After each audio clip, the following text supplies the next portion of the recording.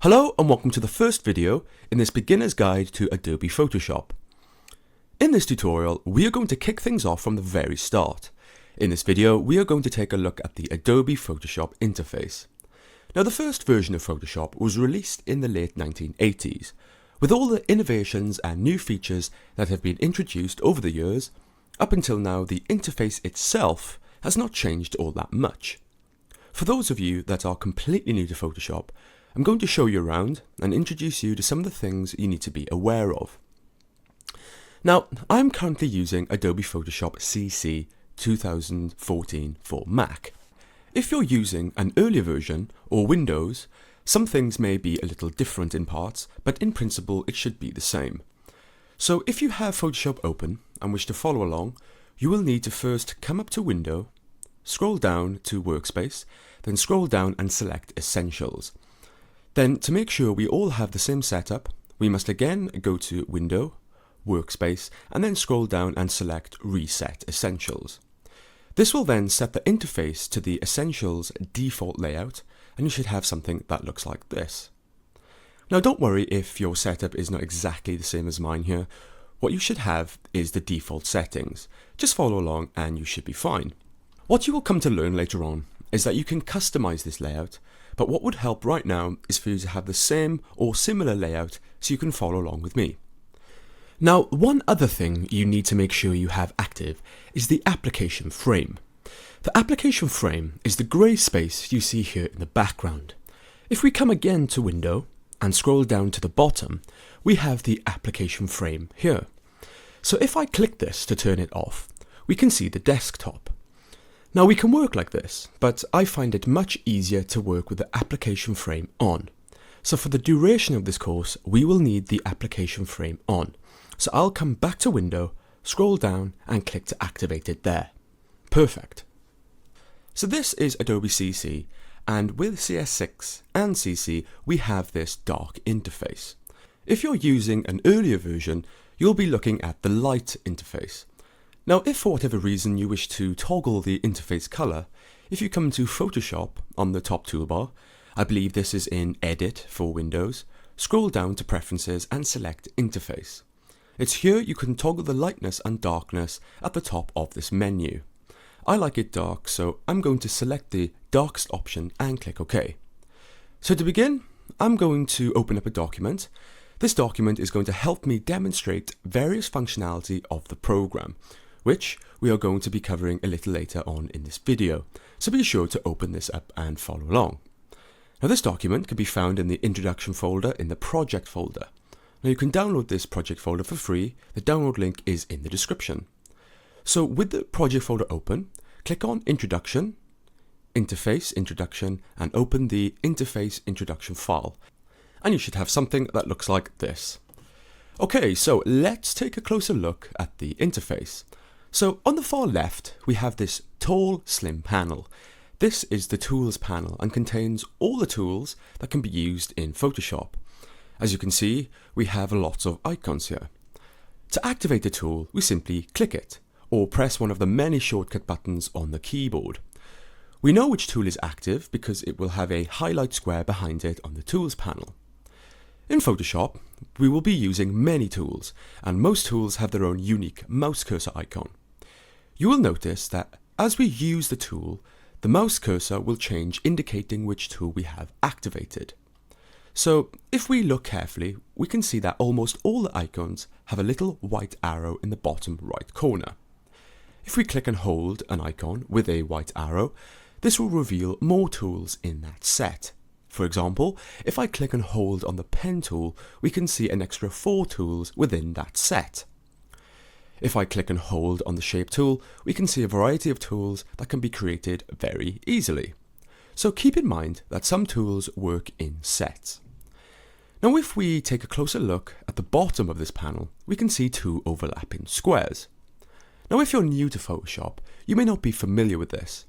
What this represents is a foreground color and a background color. The top square is the foreground and the bottom square is the background color. So right now we can see that the foreground color on the top is black and the background color is white. Now if you look closely, just above the foreground and background color in the Tools panel, we have this little button called Swap Foreground and Background.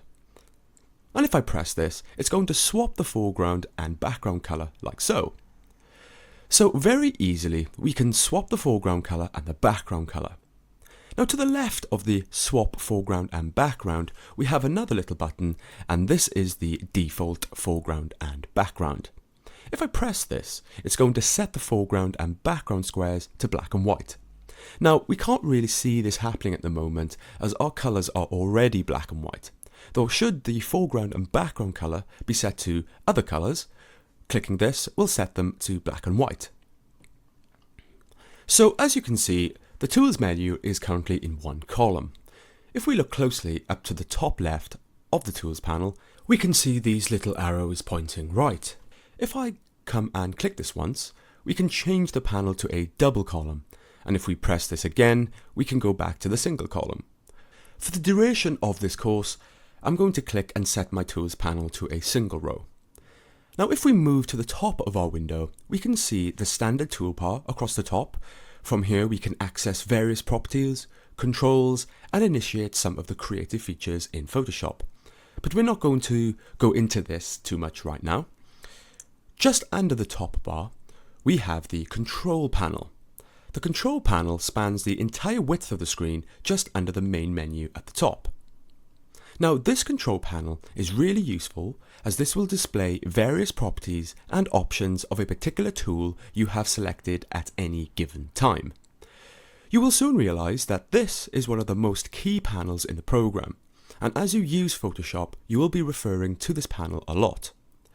So if I move down through the Tools menu and click on each tool, notice how the control panel changes. This is displaying all the various tools and options of that tool that can be toggled and used accordingly. Later in the course, you will be learning how we will use this panel as we start to use the various tools in the Tools panel. So keep in mind, as you use your tools, keep an eye on the control panel as this is really useful. Moving over to the right hand side, we have some panels visible and another slim panel with icons. These icons represent panels that can be made visible by clicking on them.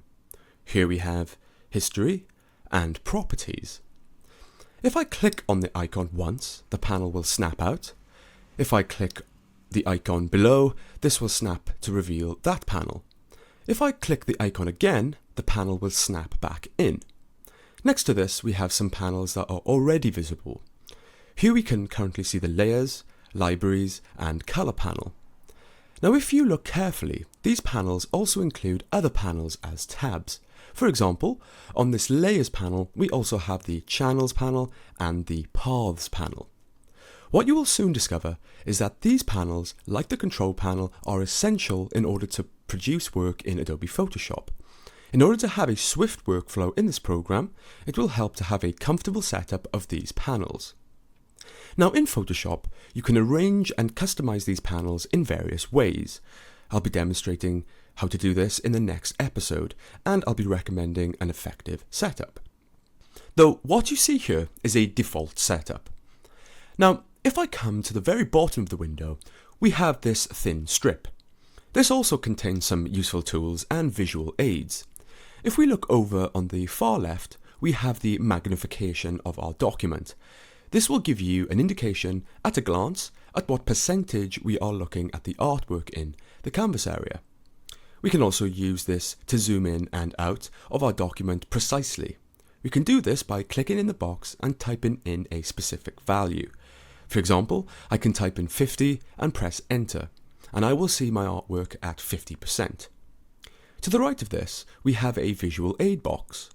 To the right of this, we can see a little white arrow. Now, if I click this, we can choose from a list of what we want to display in this box. For example, I'm going to choose Document Dimensions. And here I can see the size of my document. If I click and hold on this box, it will also give me a quick glance at the width, height, and resolution of my document. Convenient. So next, I want to touch on Document Tabs. Now, what are Document Tabs?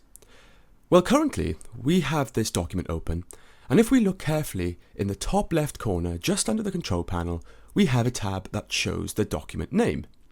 Now sometimes you may find yourself using multiple documents at any time. In Photoshop you can have multiple documents open at once. For example, let's quickly create a new document. I'm going to come to File, New, and just click OK. And there it is. And let's make one more. File, New, and click OK, and we have another. Now look again closely at the top left, just under the control panel. This time we have 3 tabs. Now we can click these to navigate to other documents. If I click the far left tab, we are back to our first document. If I click the next tab along to the right, we can see the new document. And if I click the next tab along, we can see the other document. So as we use multiple documents, we can simply click on these tabs to navigate around. So when we start to use multiple documents later on in the course, we will be using document tabs in this way. So I'm going to close these 2 documents down by clicking on the X icon on the far left of the tabs until I am back to my original document. So that's a brief overview of the Adobe Photoshop interface. In the next video, we will be taking a closer look at the work panels, where I will be showing you how you can customize your pan layout to get a more comfortable and tailored workspace. See you in the next video.